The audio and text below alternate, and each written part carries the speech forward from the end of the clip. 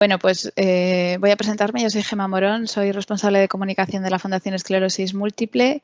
Quiero daros las gracias a todos los que estáis conectados pues por acompañarnos en otro encuentro más, en un encuentro digital que, como sabéis, va sobre la toma de decisiones en esclerosis múltiple. Antes de empezar, recordaros que como vamos a grabar el encuentro, pues tenéis activado el cierre de cámara y de micrófono. Os pedimos que lo mantengáis así hasta el final porque efectivamente lo vamos a grabar, os compartiremos el enlace en los próximos días y así pues podremos difundirlo para que también otras personas que nos han podido conectar lo puedan ver. Si tenéis cualquier pregunta, comentario y demás, sabéis que el chat de este encuentro está activo, así que podéis trasladárnoslo por aquí. Y bueno, yo quiero dar la bienvenida hoy a Fernando Rodríguez, al doctor Fernando Rodríguez del Servicio de Neurología del Hospital Universitario Ramón y Cajal, que es quien nos acompaña hoy. Y con él pues vamos a profundizar un poco en este tema, ¿no? En la toma de decisiones en 3 escenarios principales: cuando se inicia el tratamiento, cuando hay que cambiarlo y cuando este finaliza. Y bueno, esto lo va a tratar estupendamente Fernando porque nos va a, pues bueno, a trasladar toda esta información desde un punto de vista médico y también del paciente en base a sus preferencias y además pues haciendo una rápida revisión sobre cómo han ido llegando los tratamientos en los últimos años.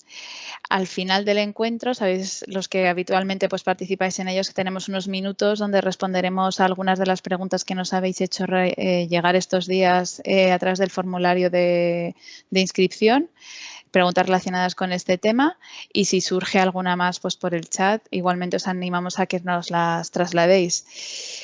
Así que nada, quiero dar las gracias al doctor Fernando Rodríguez por acompañarnos hoy, a todos los que estáis conectados y a Merck, que gracias a su apoyo pues podemos seguir haciendo encuentros como estos. Así que, bueno, no nos demoramos más y adelante, Fernando. Gracias. Hola, buenas tardes. Muchas gracias por la presentación, Gemma, y quería dar las gracias a la Fundación de Esclerosis Múltiple también por invitarme y a la colaboración de Merck que permite todas estas cosas y poder contar conmigo para una tarde como esta. ¿Me oís bien? Entiendo, ¿no? Sí, Perfecto. sin Pues voy problema. a compartir entonces, si os parece, una presentación. A ver. ¿Se ve bien la presentación? Sí, se está cargando. Sí, justo. Ya está a toda pantalla. Fenomenal. Vale, estupendo. Pues si no, me decís. Vale. Bueno, yo la sesión que quería contar hoy, o contar sobre todo con vosotros y con vosotras, va sobre la toma de decisiones respecto al tratamiento en general en la esclerosis múltiple, pero desde un punto de vista muy del día a día en la consulta, de cómo lo hablamos, de cómo lo negociamos, sobre todo pues pasando de una medicina que antes era más, digamos, paternalista, ¿no? Es decir, el médico pues decía lo que había y el paciente pues o lo hacía o no lo hacía, pero no había ningún tipo de negociación, por así decirlo, y esto ha cambiado mucho. No me voy a centrar tanto en el tema más científico, sino más sobre todo en nuestro día a día, lo que condiciona nuestras decisiones, tanto de un lado como de otro, como la colaboración de ambas partes es fundamental para al final el conseguir el mejor resultado, que es pues que el paciente esté lo mejor posible, que tenga una vida lo más parecida a lo normal y que pueda disfrutar de ella. No sé si he recogido algo de evidencia un poco de los puntos que pensamos tanto en ambas partes de cara a tomar este tipo de decisiones. Entonces, nada, como pequeña introducción, bueno, ya sabéis que pues, la esclerosis múltiple es una enfermedad crónica del sistema nervioso central que se produce pues inflamación, desmineralización, al final también neurodegeneración. Puede ir por brotes o puede ser algo un poco más progresivo desde el principio, aunque lo más frecuente es lo primero que he dicho. Y la causa de día de hoy es desconocida, saber muchísimos factores que afectan, ¿no? Gente que está predispuesta genéticamente y que ante determinados desencadenantes pues desarrolla la enfermedad. Tiene una importancia muy alta ya que es la segunda causa de discapacidad no traumática en la gente joven. Y al final ya no solo repercute mucho en la calidad de vida, sino que también tiene un gran impacto socioeconómico, ¿no? Desde el punto de vista sanitario, porque al final afecta a gente joven que está pues en una edad de estudiar, de trabajar, de plantear pues formar una familia, de estar empezando y bueno, pues tiene consecuencias bastante importantes, ¿no? Pues estamos en una época de un avance muy, muy importante en la esclerosis múltiple, sobre todo en los últimos años. Como podéis ver aquí en el gráfico, pues al final, ahora mismo lo habitual es que cada año tengamos tratamientos nuevos, ¿no? De hecho, el año pasado pues, se lanzaron, este año mejor dicho, cuatro fármacos nuevos, ¿no? Y si nos fijamos muy al principio de los 90, sobre todo, pues apenas teníamos unos pocos fármacos, sobre todo fármacos inyectables, interferones y el acetato de glatirámero. Y pues eso, prácticamente no teníamos alternativas, ¿no? En 2006, como vemos aquí, el lanzamiento de natalizumab pues ayudó bastante porque fue un fármaco que estableció un antes y un después en lo que es el control de la inflamación en pacientes especialmente activos. Pero bueno, al final esto es simplemente representativo para que veáis pues, que en los últimos años, gracias a la cantidad, la variedad que tenemos ahora, pues el tratamiento de la esclerosis múltiple puede ser cada vez más personalizado, ¿no? Según las características de cada paciente. Entonces, bueno, esta sesión trata de cómo tomamos, como os he dicho, las decisiones actualmente de la esclerosis múltiple de cara pues, a tratamientos, no tanto vamos a hablar de los tratamientos de los síntomas, sino el tratamiento de base de la esclerosis, que son los que van a cambiar el curso, ¿no? Por tanto, es fundamental combinar la visión del médico, que al final pues nosotros lo valoramos todos desde un punto de vista más analítico, ¿no? Pensamos en una serie de factores y selecciona el tratamiento que va a ir mejor a cada paciente, pero de primeras no vemos realmente igual esa visión del paciente, al menos desde el principio, ¿no? Nosotros pensamos más en valorar beneficios y riesgos. Y luego hay que juntarlo con efectivamente pues, las preferencias y la situación de cada paciente, porque eso al final va a repercutir en la adherencia, que es fundamental para conseguir el mejor resultado y, por tanto, cambiar la evolución de la enfermedad. Entonces, vamos a dividirnos en 3 escenarios, que es cuando hay que iniciar un tratamiento, un paciente recién diagnosticado, cuando las situaciones de cuando hay que cambiar tratamiento, ya sea por el factor que sea, o cuando hay que finalizar un tratamiento sin tener que cambiarlo, que probablemente sea uno de los escenarios más difíciles a día de hoy. Entonces, evidentemente, como hemos dicho, la medicina está cambiando mucho, ¿no? Antes era mucho más paternalista, pues se decidía un tratamiento, el paciente podía decir que sí o que no y ya está. Y ahora se tiende a tomar una decisión pues, de una forma conjunta, ¿no? El médico piensa en el mejor tratamiento para el paciente o los mejores, ahora en la esclerosis podríamos decir las mejores opciones, ¿no? Porque tenemos mucha variedad, las propone. Y dando esas diferentes opciones, adaptándonos un poco a la situación del paciente, pues conseguimos el mejor resultado. Entonces, antes del inicio de tratamiento, un paciente recién diagnosticado, en cuanto a los factores desde el punto de vista del médico, pues centraríamos los siguientes, ¿no? Siempre hay que pensar en enfermedades concomitantes o tratamientos previos. ¿Por qué? Pues que al final el paciente puede estar pasando por otras situaciones. Por ejemplo, si el paciente tiene un diagnóstico actual o previo de cáncer o otras enfermedades autoinmunes, el tratamiento de la esclerosis puede condicionar la evolución de esa enfermedad o al revés, ¿no? El tratamiento de esa enfermedad también puede evolucionar en la esclerosis, ¿no?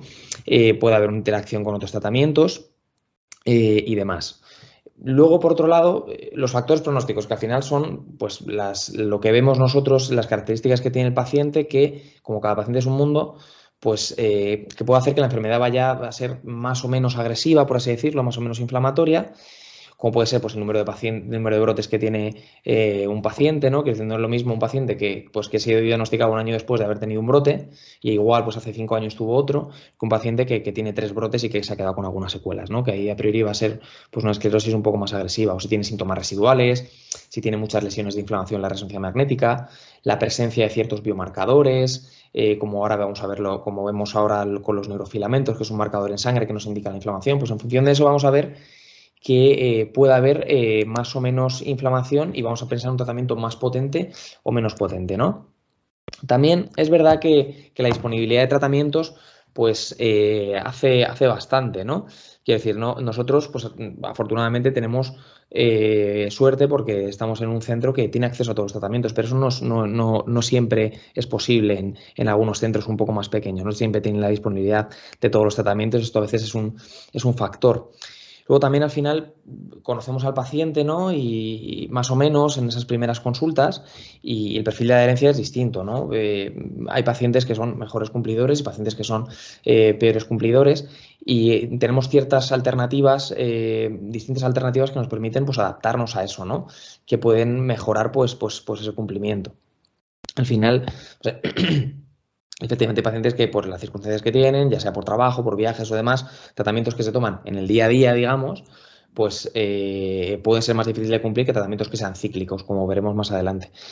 La edad del paciente es muy importante porque a pesar de que la esclerosis en principio es pues, una enfermedad muy típica de pacientes de gente joven, sobre todo entre 20 y 40 años, como hemos dicho, incluso a veces pediátrica, pues hay un porcentaje no desdeñable de pacientes que empiezan más tarde, que empiezan pues, a partir de los 50, 55 y nosotros lo vemos habitualmente en la consulta, al final es un 10% aproximadamente.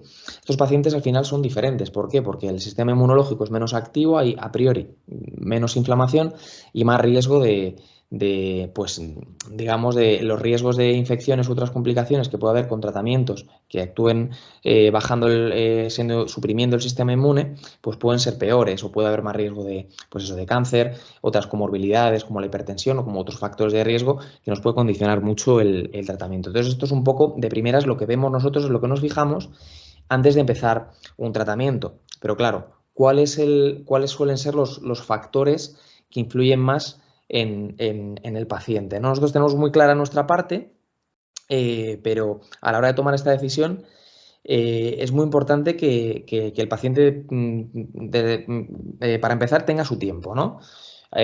Tú cuando estás en la consulta y das el diagnóstico puedes empezar a hablar de opciones terapéuticas, pero probablemente no sea el mejor momento, ¿no? Porque pues, la noticia al final tiene que ser digerida, puede ser un poco complicado, hay muchísimas dudas y ese exceso de información puede hacer que el paciente no se entere muy bien, ¿no? Entonces siempre es muy importante, vamos, yo personalmente y muchos compañeros míos, lo que hacemos es pues hablar un poquito por encima de cómo funciona o cómo va a ir evolucionando su cuadro y probablemente en otra cita a la semana o a las 2 semanas se pueda hablar bien de opciones terapéuticas para que esa información cale bien, ¿no? Entonces, al final, de cara a los factores que pueden, digamos, condicionar a los pacientes a tomar una decisión u otra, que al final la decisión es compartida, yo me voy a apoyar sobre todo en una revisión de un grupo, digamos, de grupos de pacientes que se someten a una serie de cuestionarios antes y durante el tratamiento para ver qué les ha condicionado a ellos de cara a elegir uno u otro tratamiento, ¿no? O qué es lo que más les mueve. Entonces, para empezar, uno de los factores más importantes que se recogen es la eficacia del tratamiento. El paciente joven es un paciente que en principio no tiene otras comorbilidades, así como norma general, y lo que quiere es el mejor tratamiento, el tratamiento que sea más eficaz. Entonces, si seguimos, la otra parte, ¿no? Sería, hay pacientes también que lo que priorizan más es en los efectos adversos. ¿Por qué?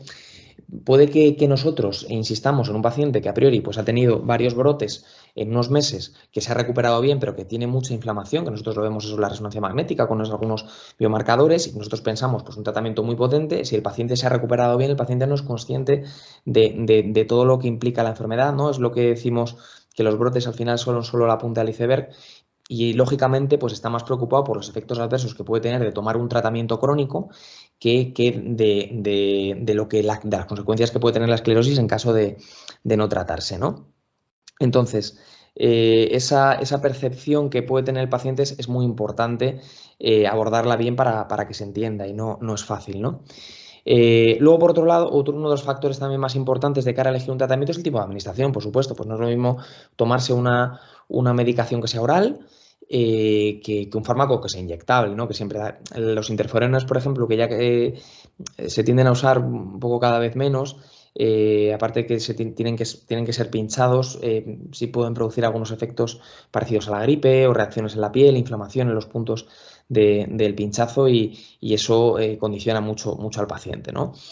O bueno, hay tratamientos que son intravenosos que se ponen cada mes o cada 6 meses, por ejemplo, y aunque la administración es cada X tiempo, pues el paciente igual tiene un problema con las agujas y no le costaría más esa parte, ¿no? Y preferiría un tratamiento oral. Esto es un factor también que habría que tener en cuenta. El soporte social. El soporte social es un factor que a mí no me solía venir a la cabeza en mi experiencia con los pacientes en la consulta y me ha llamado bastante la atención. Y bueno, al final leyendo un poco sobre esto es... al final, como es lógico, es una decisión muy importante el pensar en qué tratamiento te vas a tomar. Es un factor muy importante para los pacientes el hecho del soporte que tienen de familia o amigos de cara a elegir un tratamiento, el apoyo que les dan y la propia opinión que tienen. O incluso si tienen algún conocido, ya sea familiar, amigo o quien sea, que también tiene esta enfermedad, que está tomando un tratamiento o que conoce a no sé quién que están tomando un tratamiento y les ha recomendado y te vienen a veces a la consulta y dicen, yo quiero este tratamiento. Entonces, este es un factor también que hay que tener en cuenta. Por supuesto, las perspectivas de embarazo son fundamentales y puede que con el jarro que supone de agua fría el diagnóstico, no dar la noticia de este diagnóstico, con el estigma que aún todavía sigue generando, ¿no? el nombre de esta enfermedad, no se tiene muy en cuenta al principio, pero sí que es fundamental al final lo más frecuente es que sean mujeres en edad fértil, ¿no? Los pacientes. Pues al final, en las perspectivas de un embarazo a corto plazo, sobre todo pues cuando pues, la edad son pues, 30 y cerca de los 40 años, es un factor importante. ¿Por qué? Porque la mayor parte de tratamientos son incompatibles con el embarazo, ¿no? Y se necesita además que la enfermedad esté estable al menos durante un año para que el embarazo sea seguro, porque las alteraciones hormonales que se pueden producir durante el embarazo pueden condicionar la enfermedad. Hay un factor protector, digamos, del embarazo durante el embarazo, pero luego hay un poco más de riesgo de tener brotes, sobre todo en el posparto, en los 3 meses seguidos al parto, sobre todo si el paciente no está controlado. Entonces, la mayor parte de los tratamientos, como he dicho, se tendrían que suspender, pero tenemos algunas opciones que son los tratamientos de inducción, como por ejemplo la cladribina, que es un tratamiento oral que se pone en 2 ciclos, se toma pues, durante 2 meses el primer año y al año siguiente durante 2 meses, más o menos, y lo que hace es una especie de reset del sistema inmunológico, baja las defensas, luego vuelven a subir, cuando se regeneran esas defensas, son menos, en principio, más tolerantes y se va a lograr un efecto protector de la esclerosis. Con este tratamiento, por ejemplo, al año y medio de haberlo tomado, si el paciente está controlado, la paciente está controlada, perdón, podría quedarse embarazada a los 6 meses de ese segundo ciclo, eso al año y medio más o menos desde que se empieza, y ya estaría tratada, por lo que es una alternativa que puede ser muy buena. O alemtuzumab, que es un tratamiento más potente, que tiene una acción parecida, que se da en un ciclo en un año y al año siguiente otro ciclo, y una vez que se recuperan los linfocitos, las defensas, la paciente, ya está tratada y podría quedarse embarazada estando tratada. El resto de tratamientos, como hemos dicho, se tendría que suspender. Y por último, bueno, pues un poco uno de los factores también más recogidos es el control que puede llegar a tener el paciente sobre el tratamiento. Es decir, claro, hay tratamientos que se administran de forma intravenosa en hospital de día, por ejemplo, cada 6 meses. Puede que el paciente no se sienta que tenga ese control sobre el tratamiento. Para algunos pacientes puede ser muy bueno porque yo no me tomo nada en mi casa, yo cada 6 meses vengo, me pongo mi tratamiento 5 o 6 horas en el hospital de día, me olvido y ya está, vengo a mis revisiones y me hago mis pruebas y ya está.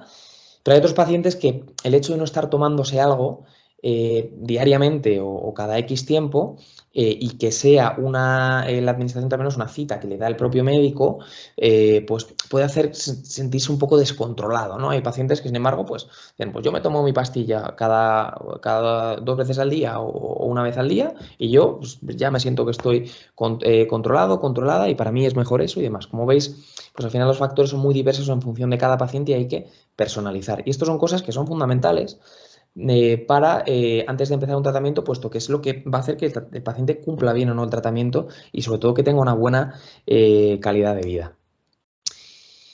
Ahora vamos a pasar al siguiente escenario, que es el de cambio de tratamiento. Cambio de tratamiento al final pues puede ser por distintas razones, ¿no? El cambio de tratamiento puede deberse fundamentalmente a 2 razones. O bien porque el tratamiento no está funcionando, no es suficiente y el paciente sigue teniendo brotes, sigue teniendo actividad inflamatoria de la esclerosis, o bien porque el fármaco perdonad, que no lo estoy poniendo aquí. Efectivamente, que la esclerosis siga siendo activa, ¿no? Entonces, para el médico es muy fácil este escenario, en el sentido de sigue habiendo inflamación, sigue habiendo lesiones en resonancia, el paciente sigue teniendo brotes, sobre todo en el primer año, pues este tratamiento no es suficiente, hay que cambiar a otro de más potencia, ¿no? Desde el punto de vista del médico también se cambia cuando las reacciones adversas o la intolerancia que tiene el paciente a este tratamiento, pues lo hace que dificulta, ya no solo disminuye la calidad de vida, evidentemente, del paciente, sino que encima pues dificulta la adherencia. O sea, yo he tenido pacientes que por los efectos gastrointestinales de un fármaco que se toma oral, pues había veces que no se lo tomaba y eso al final generó lesiones nuevas en resonancia, acabó teniendo un brote y no es porque realmente el tratamiento no esté funcionando, sino porque no hay una buena adherencia debido a esas reacciones adversas, ¿no? Y el último escenario, la última razón médica, digamos, por la cual planteamos un cambio de tratamiento es por seguridad. Es decir, cuando un tratamiento le da una reacción alérgica grave a un paciente, no se puede seguir dando. Y eso es un hecho y ya está. Eso puede pasar con cualquier fármaco, igual que con cualquier medicina. Y luego hay un escenario muy concreto aquí, que es el hecho de que el paciente tenga los anticuerpos anti-JC positivos cuando está en tratamiento con un fármaco que se llama natalizumab, que se pone cada mes y que digamos que predispone a una infección de un virus que se llama el virus JC y puede provocar una infección cerebral bastante grave en caso de que estos anticuerpos sean positivos y se lleve mucho tiempo con este tratamiento y estos anticuerpos estén a títulos altos. Entonces, lo que se hace en estos pacientes es ir sacando estos anticuerpos cada 6 meses y en el momento en el que estos anticuerpos son positivos a títulos altos y el paciente lleva un tiempo, habitualmente hay que cambiar el tratamiento. No por tolerancia ni por efectos adversos como tal, ni porque vaya mal, pero sí por seguridad. Claro, entonces, desde el punto de vista del paciente, ¿qué razones nos puede dar? Porque sí que hay veces que, pues, tú como médico te revisas la consulta y ves, estos pacientes están con este tratamiento, van fenomenal. En principio, buena tolerancia y demás, no tenemos en mente el cambiarlo, pero sí que hay razones, hay una serie de motivos que le pueden plantear al paciente el que se cambie el tratamiento, ¿no? Una mala tolerancia que a priori pues, puede que el médico no le dé tanta importancia, ¿no? Hay fármacos pues, que algunos pacientes, como dimetilfumarato, que en algunos pacientes pues, pueden tolerarlos un poco mal, aunque no sea muy relevante, pero que si todos los días me tomo este fármaco y todos los días tengo el estómago pesado o se me cae un poquito más el pelo, por ejemplo, como puede ocurrir con la triflunomida, o me sale un rascutáneo, es decir, se me pone la cara muy roja cada 2 por 3, aunque a mí no me dé molestias, pero me ven, pues puede que sea un motivo suficiente como para plantear un cambio de tratamiento, ¿no? Que el paciente esté controlado. Luego también la vía de administración, pues esto pasaba mucho sobre todo con los pacientes que están en tratamientos con interferones, con Avonex, con Metaferón, pues son pacientes que vienen y te dicen, yo estoy muy bien, llevo 10 años controlada con este fármaco y me encuentro fenomenal de mi enfermedad, pero es que cada vez que me pincho cada 2 semanas, me pincho cada semana o cada 3 días y es que me da una gripe, un síntoma muy parecido a una gripe, se me queda inflamada la piel durante mucho tiempo. Es decir, yo me gustaría plantear, aunque está muy bien controlada mi enfermedad, cambiar de tratamiento, ¿no? Que eso de primeras igual al médico no lo ve tanto en la consulta. Luego la frecuencia de administración también, efectivamente. Hay pacientes hay fármacos que se tienen que tomar 2 pastillas cada 12 horas y puede decir, joder, es que me da sensación de enfermedad. Me da sensación de enfermedad estar tomando de X pastillas al día. Cuando yo me encuentro bien, yo me encuentro sano, sana, yo puedo hacer mi vida normal y esto me perturba, ¿no? Es verdad que, bueno, que en estos casos, si este es el único factor, pues puede que sea suficiente, ¿no? Porque para cambiar un tratamiento, puesto que sobre todo si has conseguido una buena respuesta. Puede que combinado con que haya una actividad un poco intermedia, que haya algún brote o que haya algunas lesiones nuevas en resonancia, que no esté del todo controlada la enfermedad, puede que también sea una razón para cambiar de tratamiento. Bueno, el coste de tratamiento es un factor que a día de hoy a nosotros a priori no nos afecta mucho gracias a nuestro sistema, pero esto fuera de nuestro país pues es una cosa importante, ¿no? Los tratamientos para la esclerosis múltiple, aunque están financiados, son muy caros, son muy caros y pacientes que estén viviendo en otro país, que tienen otro sistema, el seguro que tengan o el dinero que tengan que puedan poner de cara a estos tratamientos, pues va a condicionar y puede que no puedan digamos, tener suficiente como para tratarse con el mejor tratamiento para ellos, ¿no? Eso es un factor también bastante... O que se esté tratando con este fármaco y que tengan que cambiar precisamente porque no es suficiente, ¿no?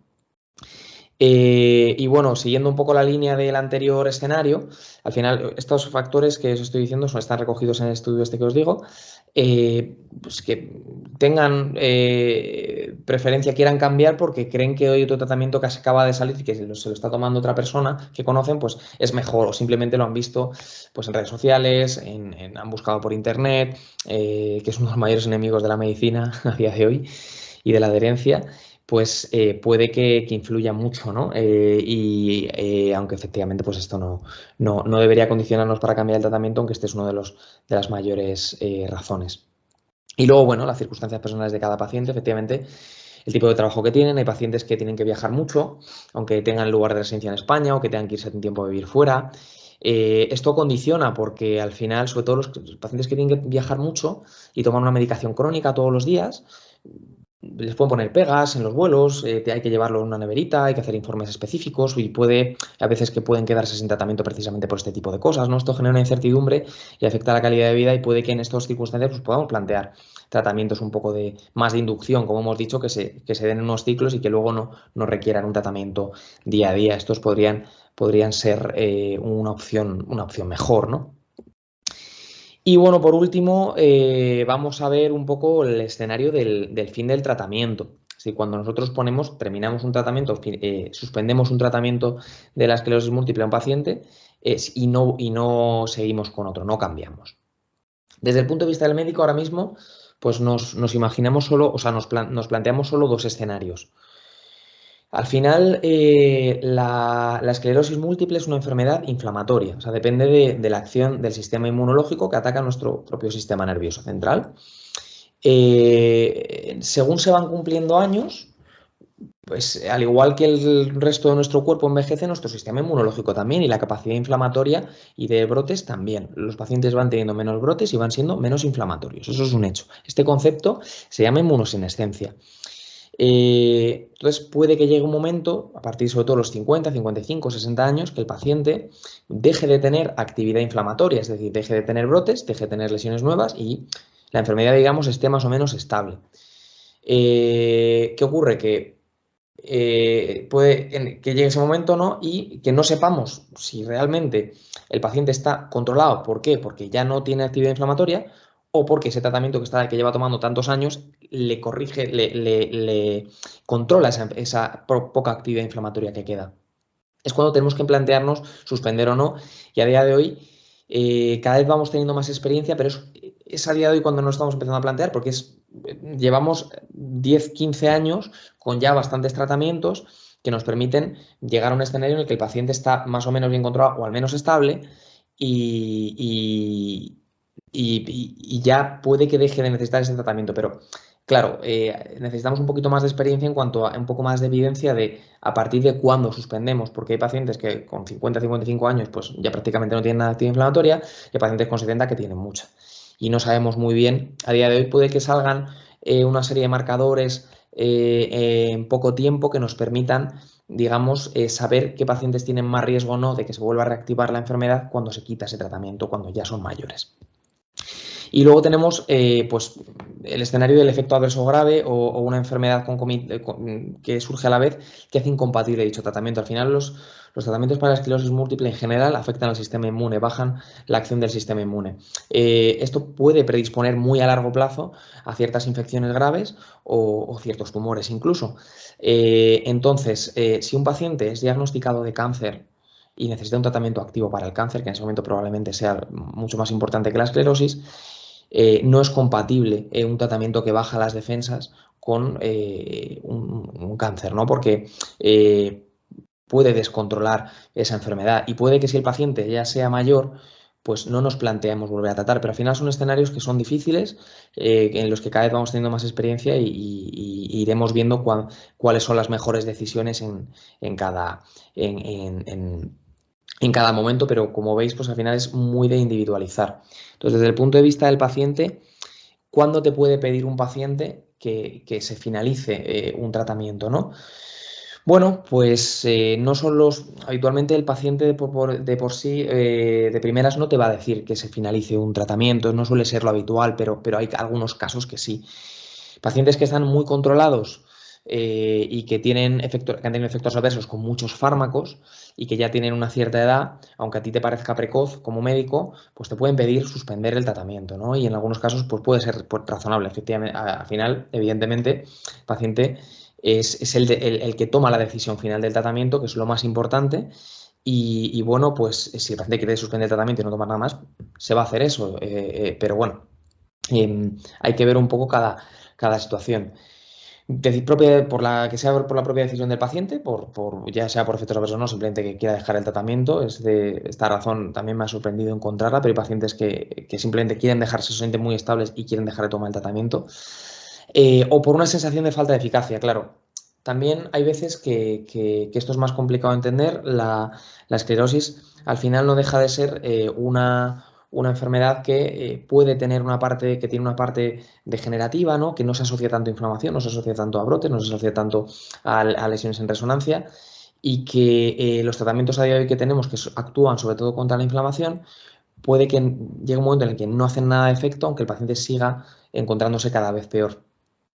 Y eso es lo que da sensación de falta de eficacia, ¿no? Pero como os he dicho antes, al final, aunque el paciente tenga unos síntomas más progresivos y no haya esa inflamación, puede que ese tratamiento que esté teniendo esté conteniendo esa poca inflamación que haya, ¿no? Pero que el paciente igual siente que encima tiene sus efectos adversos, puede tener ciertos riesgos, no tiene sensación de eficacia y prefiere suspenderlo, ¿no? Esos serían los factores, digamos, más habituales en las que el paciente te plantea de por sí el finalizar un tratamiento.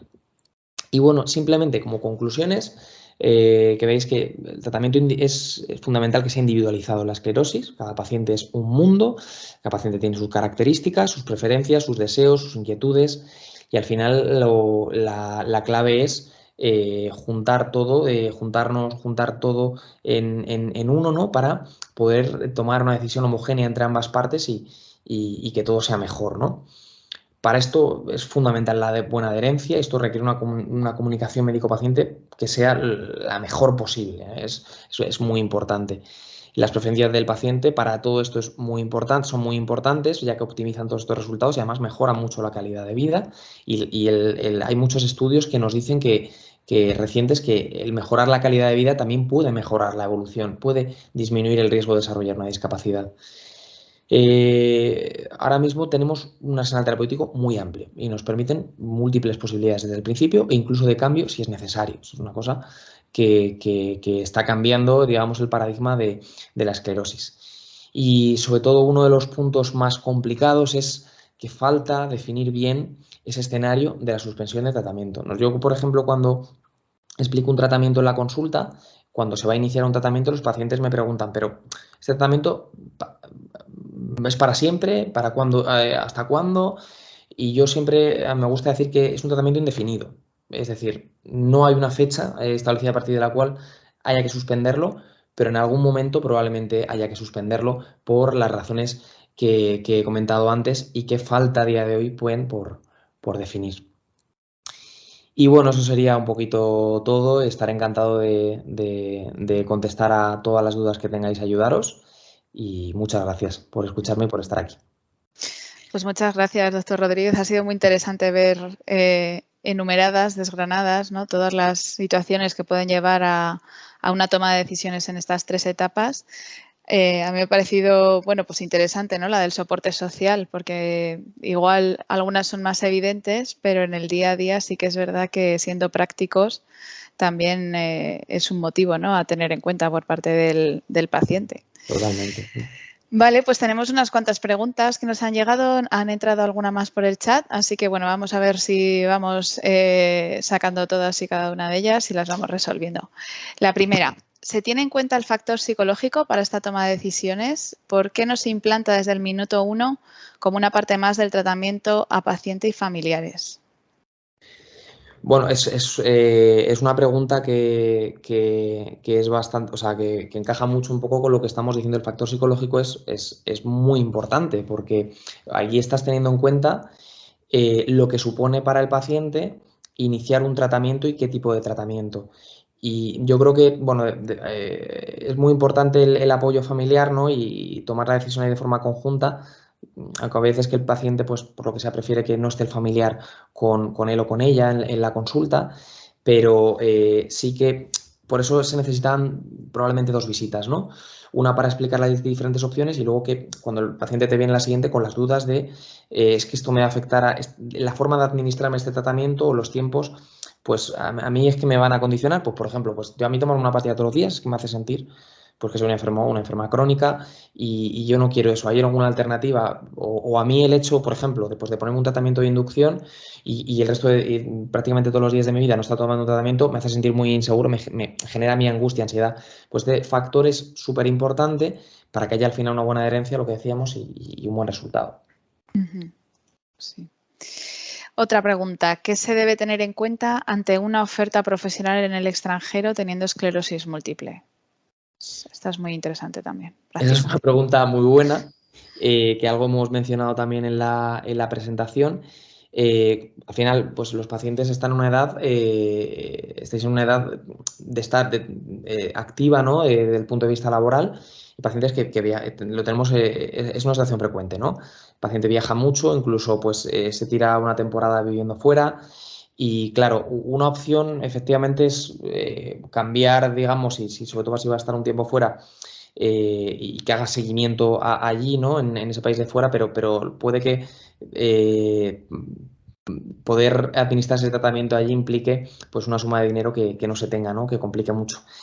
Entonces, una opción, tenemos las opciones de los tratamientos de inducción como cladribina o como alentuzumab, pues al final, sobre todo si el paciente está controlado, sería ideal. En caso de que el paciente no pueda o prefiera no este tratamiento, puede que los tratamientos que se ponen cada X meses en hospital de día sean una opción y que al final el paciente, por ejemplo, hay tratamientos que se ponen cada 6 meses y que el paciente, bueno, pues que venga simplemente aquí a hacerse la administración y revisiones cada 6 meses y ese control analítico se puede hacer allí. O sea, al final, gracias a todas las opciones que tenemos terapéuticas ahora mismo, podemos hacer frente a esa situación y la mayor parte de los pacientes pueden abordar ese tema bien. O sea, que hay opciones de manera organizada y demás de poder llevarla a cabo. De hecho, tenemos pacientes que se hacen al final, que se necesitan muchas analíticas. Con alentuzumab se necesitan analíticas mensuales y como tenemos un correo electrónico de la unidad, sobre todo, bueno, también para otro tipo de cosas, pero pues nos mandan directamente el PDF con la analítica y la vamos viendo y les enviamos aquí cada 3 o 6 meses o cuando puedan venir. Y pues al final, gracias a eso, pues podemos afrontarlo de una forma bastante óptima. Sí. De acuerdo, fenomenal. Siendo paciente, ¿cómo puedo implicarme más en mi propia atención sanitaria? Yo creo que ya lo hago, nos comenta esta persona.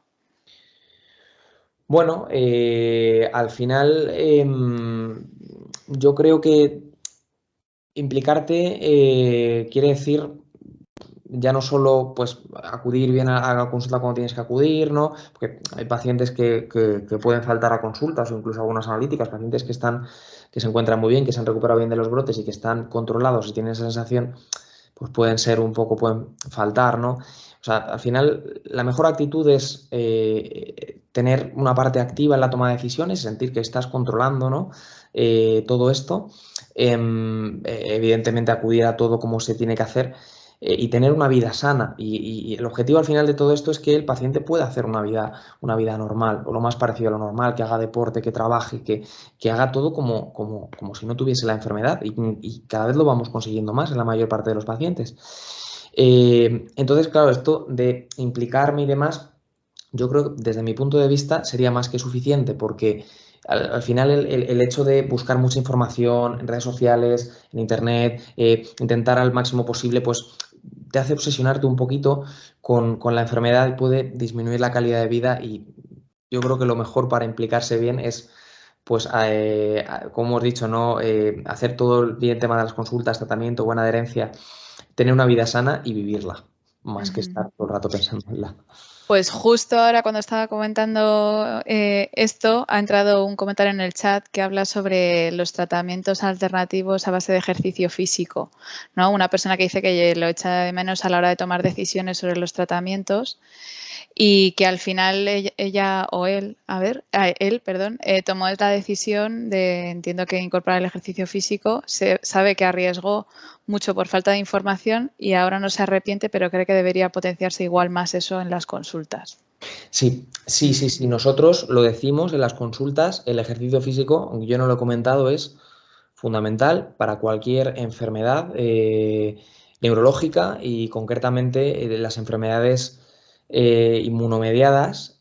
Se sabe que el ejercicio físico tiene un impacto. El ejercicio físico, hablo de ejercicio físico moderado al final. Sí, adaptado, eso es. Claro, no tiene por qué ser correr una maratón o un Ironman o culturismo, ¿no? Pero un ejercicio físico moderado puede modular el sistema inmune, puede mejorar los brotes, puede mejorar el tema pues, la actividad inflamatoria en general.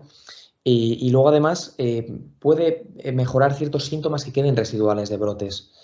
Puede hacerse el paciente encontrar mejor, puede disminuir la fatiga, que es uno de los síntomas que a día de hoy limitan más en la esclerosis, aunque parezca paradójico, te activa, puede mejorar el sueño y algunos ejercicios un poquito más, digamos, un poquito más concretos, temas de tai chi o yoga o todo lo relacionado también con mindfulness pueden ayudar mucho también a la parte cognitiva.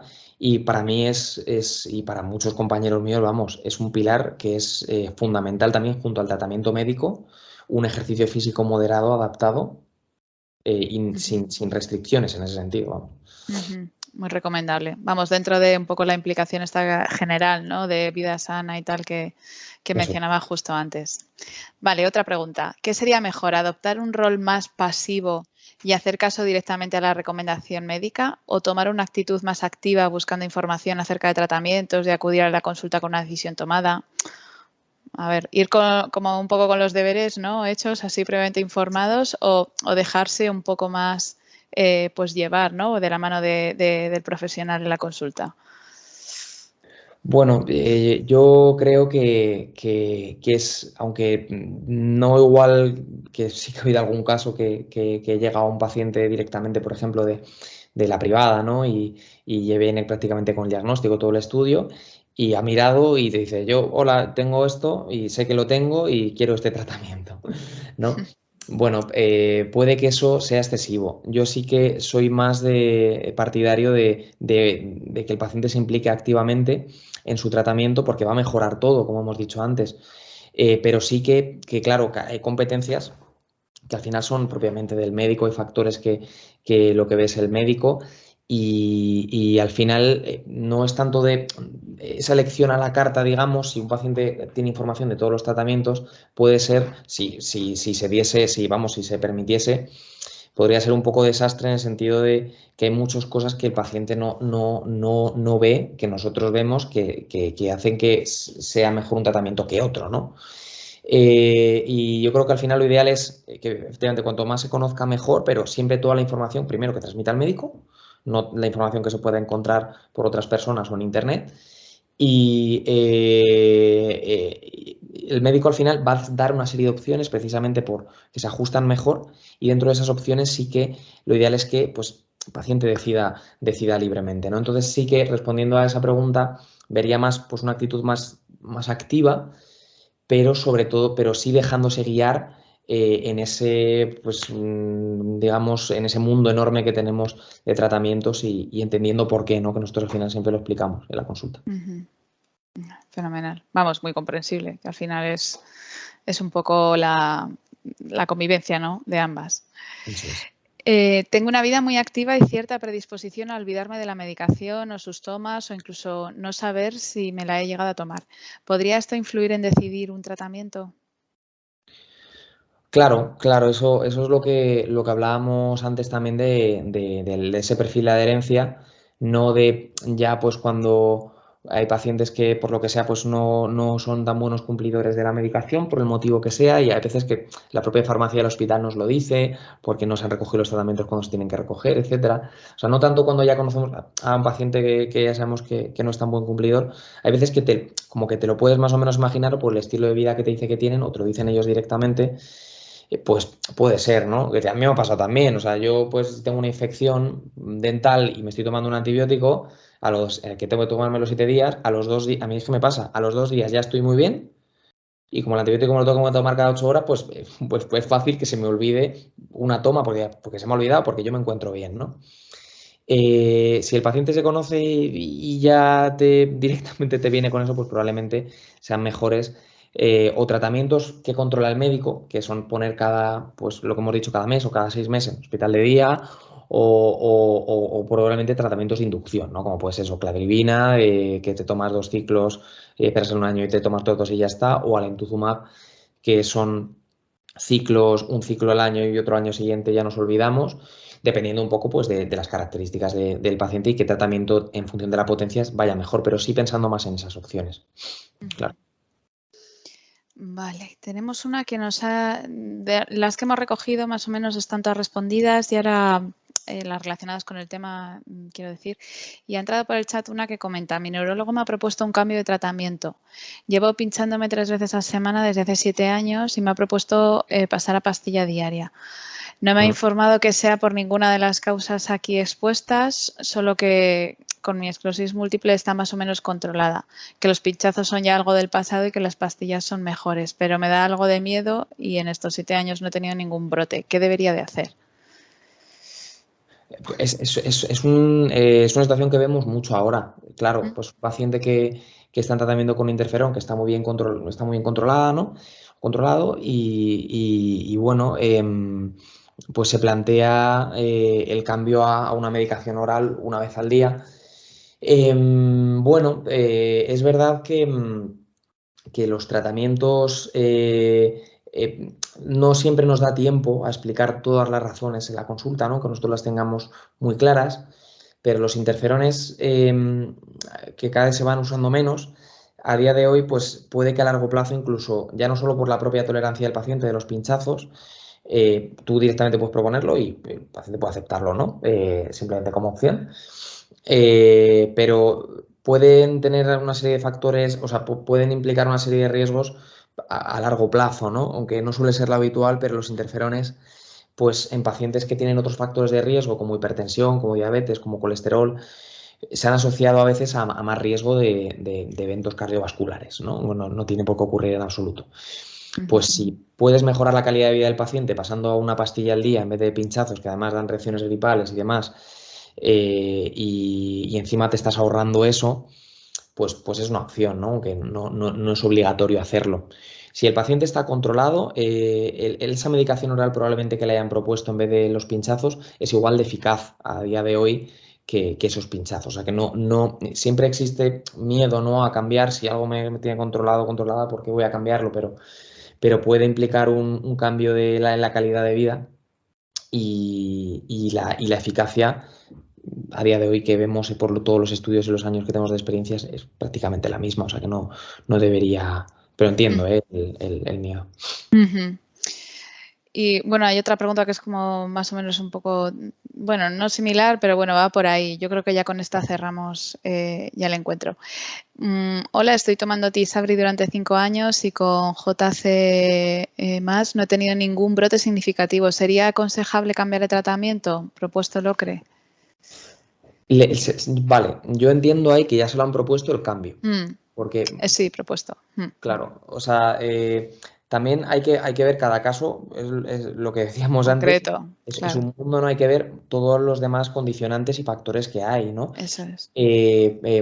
Porque no todos los pacientes que están con Tisabri X años y tienen los anticuerpos positivos tienen igual mismo riesgo de tener esa infección que decíamos.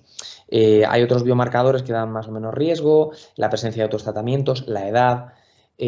nosotros tenemos pacientes con anti-JACs positivos que siguen tratamiento con natalizumab, que a día de hoy siguen teniendo riesgo bajo. Y lo planteamos, evidentemente, tiene un poquito más de riesgo, pero el riesgo sigue siendo muy bajo por una serie de biomarcadores que son protectores, porque son jóvenes. Y al final pues pueden aprovechar unos años de esa medicación que se tolera muy bien por otra parte, que no se asocia tanto a riesgo de infecciones y se puede mantener, ¿no? Pero a día de hoy, cuando los anti-JAC son positivos, sí que, sobre todo a partir de determinada edad, casi siempre acabamos tarde o temprano ofreciendo un cambio, ¿no? Y a mí ese cambio me parece más que razonable, es un cambio que hacemos habitualmente, da un poquito de miedo, pero al final el ocrelizumab, creo que es el tratamiento que le han propuesto, es una de las opciones más factibles porque al final la eficacia es igual o mejor incluso para el acúmulo de discapacidad y a la larga disminuye muchísimo el riesgo de esa infección y es una situación habitual, ¿no? Nosotros hemos hecho ese cambio muchas veces y si lo recomienda el neurólogo probablemente sea lo ideal. Fenomenal. Pues bueno, yo creo que ha sido muy interesante, ha habido mucha información, las preguntas finales pues también han sido muy completas, ¿no? Que al final recogen un poco lo que el doctor Rodríguez nos ha comentado aquí. Así que nada, queremos daros las gracias a todos los que habéis estado siguiendo el encuentro, al doctor Rodríguez que también pues eso nos ha descubierto muy pormenorizadamente, ¿no? Todos estos factores que tienen lugar tanto del lado de médico como del lado del paciente que generan, ¿no? Esa cadena de toma de decisiones y bueno, esperamos que podamos celebrar otro encuentro próximamente y agradecer también a Merck el apoyo a estas jornadas, a estos eventos que realizamos para poder seguir pues dando a conocer, ¿no? Muchos factores y entrando en detalle en ellos que son de interés. Al final, toma de decisiones parece así como algo muy grandilocuente, ¿no? Pero sí que es verdad que hablar de ello y reflexionar y compartir hace que aterricemos todos un poco más la información y tengamos en cuenta, ¿no? Muchas de estas cosas que igual en el día a día pues nos pasan como un poco más desapercibidas. Muchas gracias a todos. En breve os haremos llegar el enlace de la grabación y hasta la próxima. Muchas gracias, doctor. Muchas gracias, Gemma. Muchas gracias a Merck y a la Fundación por dar esta oportunidad y gracias a todos y a todas los que habéis estado aquí con nosotros y yo, suscribo todo lo que dices porque muchos de estos temas no solemos tratarlos habitualmente en otras sesiones y son muy importante verlos y entender cómo funciona todo esto para que todo sea más transparente, ¿no? y se consiga lo mejor para todos. Eso, sí, eso es. Eso es. Muy bien. Pues muchas gracias. Gracias a todos. Adiós, buenas tardes. Hasta luego. Adiós.